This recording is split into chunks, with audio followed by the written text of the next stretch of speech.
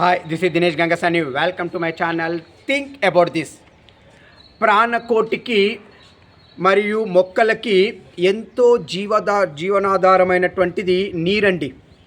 మరి నీరు లేకపోతే మరీ ముఖ్యంగా మన మనుషులమండి ఒక 2 రోజులకు మించి బతకలేము. మరి ఎంతో ముఖ్యమైన నీరు ఈరోజు చాలా దేశాలలో కూడా చాలామంది ప్రజలు పరిశుభ్రమైన నీళ్లు తాగుతున్న సంఖ్య చాలా తక్కువగా ఉందండి.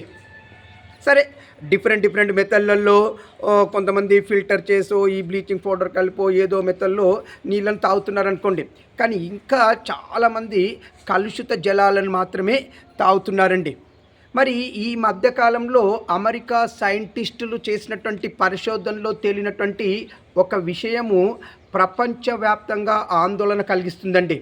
అదేంటంటే, మనకు మామూలుగా నీళ్ళల్లో కూడా రకరకాల రసాయనాలు ఉంటాయండి. అందులో ఆర్సెనిక్ అనేది కూడా ఒకటి ఉంటుందండి. కానీ ఈ మధ్యకాలంలో ఈ ఆర్సెనిక్ పరిమాణము పెరిగి ఇది టోటల్గా మనుషుల ఆరోగ్యాన్ని దెబ్బతీస్తుంది. మరీ ముఖ్యంగా దీనివల్ల మూత్రపిండాల సమస్య వస్తుందండి. ఆర్సెనిక్ ఇది ఒక రకమైన హానికర రసాయనం అండి. దీన్ని కింగ్ ఆఫ్ పాయిజన్ అని కూడా అంటారు. మరి ఈ ఆర్సెనిక్ భూమి పైపొరలలో అంటే క్రస్టులో మనకి సహజ సిద్ధంగా దొరుకుతుందండి, ఉంటుంది. మరి భూమిపై ఇలా సహజ సిద్ధంగా దొరికే మూలకాలలో ఈ ఆర్సెనిక్ ఇది 12వ స్థానం అండి. మరి ఈ ఆర్సెనిక్లో మనకు 2 రకాలు ఉన్నాయి. ఒకటి ఆర్గానిక్ ఆర్సెనిక్ అయితే ఇంకొకటి ఇనార్గానిక్ ఆర్సెనిక్ అండి. మరి ఈ ఆర్సెనిక్ పరిమాణము ఒకప్పుడు వాటర్లో 50 ppbకి పరిమితమై ఉండేదండి. కానీ మారుతున్న పరిస్థితుల దృష్ట్యా, ఆర్సానిక్ ఎఫెక్ట్ దృష్ట్యా దాన్ని ఇప్పుడు ప్రపంచవ్యాప్తంగా 10 ppbకి పరిమితం చేశారండి. 10 ppbకి పరిమితం చేశారు. అయినప్పటికీ కూడా ఇప్పుడు 10 ఉండడం కూడా చాలా డేంజర్ అండి. అసలు దాని పర్సెంటేజ్ 1కి మించితేనే అసలు ఎన్నో రకాల అనారోగ్యాలు వస్తున్నాయి. మరీ ముఖ్యంగా మూత్రపిండాల సమస్య వస్తుందండి. ఇది వాటర్ని అత్యంత కలుషితం చేసే అత్యంత హానికర రసాయనమే ఈ ఆర్సెనిక్ అండి.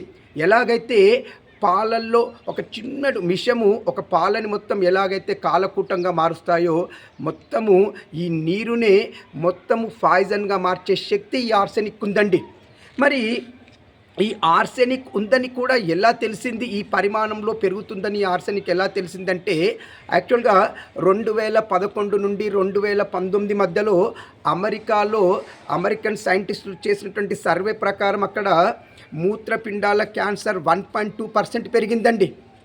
ఇక్కడే సైంటిస్టులకు చాలా డౌట్స్ వచ్చాయి. అసలు ధూమపానము మద్యపానము తగ్గినా కూడా ఎందుకు ఈ విధంగా పెరిగిందని వాళ్ళు చేసిన సర్వేలో తేలినటువంటి షాకింగ్ న్యూసే ఇదండి. ఏంటి, ఈ మూత్రపిండాల క్యాన్సర్ రావడానికి మెయిన్ రీజన్ వాటర్లో ఉండే ఈ హానికర రసాయనమైనటువంటి ఆర్సెనిక్ అండి. మరి మన ఇండియా విషయానికి వస్తే, ఇండియాలో కూడా 25 రాష్ట్రాలలో 230 జిల్లాలలో ఈ ఆర్సెనిక్ పరిమాణము మనము ఉండేదానికంటే ఎక్కువ మోతాదులో ఉందండి. మరి అలా ఉన్న రాష్ట్రాలలో వెస్ట్ బెంగాల్, జార్ఖండ్, బీహార్, యూపీ, అస్సాం, మణిపూర్, ఛత్తీస్గఢ్ ఇలా కొన్ని రాష్ట్రాలు ఉన్నాయండి. వీటిలో మోతాదుకు మించి పరిమాణం ఉన్నట్టుగా, ఆర్సెనిక్ పరిమాణం ఉన్నట్టుగా WHO రిపోర్ట్లను బట్టి తెలుస్తుందండి. మరి ఎలా చేయాలి సార్, మరి ఈ ఆర్సెనిక్ని ఎలా అంతం చేయాలి అంటే, ఇది సహజ సిద్ధంగా దొరికేది కాబట్టి దీన్ని మొత్తము నిర్మూలించడము ఎవరి వల్ల కూడా కాదు.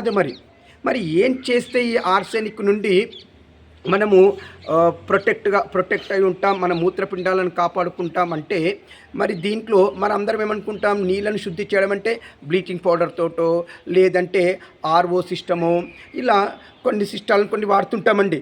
లేదా నీళ్ళని కాచుకొని తాగడం అంటే వేడి చేసుకొని తాగడం వల్ల మనము మంచి నీళ్ళు తాగామని ఫీల్ అవుతాం.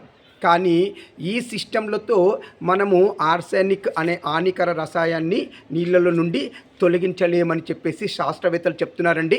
మరి నీళ్ళలో నుండి ఈ హానికర రసాయనాన్ని తొలగించాలంటే మరి మనం చేయాల్సింది ఏంటంటే reverse osmosis system, ion exchange system and ultra filterization. ఈ 3 పద్ధతులతో, అంటే ఒకసారి వినండి, reverse osmosis system, ion exchange system and ultra filtration సిస్టమ్లలో మాత్రమే మనము ఈ ఆర్సానిక్ని నీళ్ళలో నుండి తొలగించి శుద్ధి చేసిన నీళ్ళని తాగగలుగుతామని చెప్పేసి శాస్త్రవేత్తలు చెప్తున్నారండి.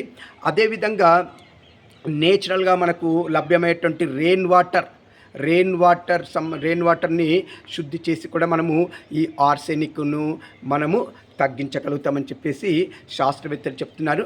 ఏది ఏమైనా మనము ప్రతిరోజు తాగే నీళ్ళల్లో మనము తాగుతున్న ఈ నీటిలోనే కింగ్ ఆఫ్ పాయిజన్గా పిలిచే ఈ హానికర ఆర్సెనిక్ రసాయనం ఉండి మన ఆరోగ్యాలని పాడు చేస్తున్న విషయము చాలామందికి కూడా తెలియదండి.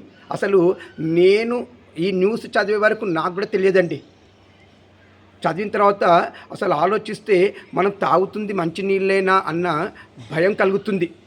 ఏది ఏమైనా మరి ప్రజల ఆరోగ్యాన్ని కాపాడవలసిన బాధ్యత ప్రభుత్వాలదే.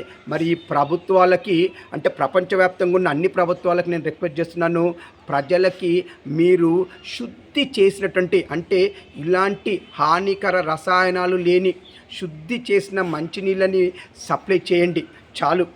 ఎందుకంటే ఈ హానికర రసాయనం ఉన్నటువంటి నీళ్లను తాగితే ఎన్నో రకాల వ్యాధులు వస్తున్నాయని మనం చూస్తున్నాం. అసలు చెప్పాలంటే సగం రోగాలు రావడానికి కారణమే నీళ్ళండి, అందరికీ తెలుసు. మరి సగం రోగాలు తగ్గాలంటే కూడా కారణము మంచినీళ్ళే. ఎలాగైతే మనము శుద్ధి చేయని మంచి లేని నీళ్లు తాగితే సగం రోగాలు వస్తాయండి, మరి అదే మంచి నీళ్లు తాగడం వల్ల మరి మనము సగం రోగాల నుండి బయటపడగలుగుతాము. ఏది ఏమైనా మంచి నీరుని తాగుదాము, నీరుని శుద్ధి చేసుకొని తాగుదాము, మొత్తంగా మన ఆరోగ్యాలను కాపాడుకుందాం. ఇలా మంచి మంచి కంటెంట్లతో మీకు నేను వీడియోలను అప్లోడ్ చేస్తూనే ఉంటాను. మీరు చేయాల్సింది ఒక్కటే, నా ఛానల్ని సబ్స్క్రైబ్ చేసుకోండి, నన్ను ఎంకరేజ్ చేయండి. నా వీడియోస్ని మీరు సబ్స్క్రైబ్ చేసుకొని చూసి వేరే వాళ్ళని కూడా ఎంకరేజ్ చేయండి, సబ్స్క్రైబ్ చేసుకునేలా ఎంకరేజ్ చేయండి, షేర్ చేయండి. మొత్తంగా నన్ను నా ఛానల్కి సపోర్ట్ చేయండి. ఇట్లు దినేష్ గంగసాని.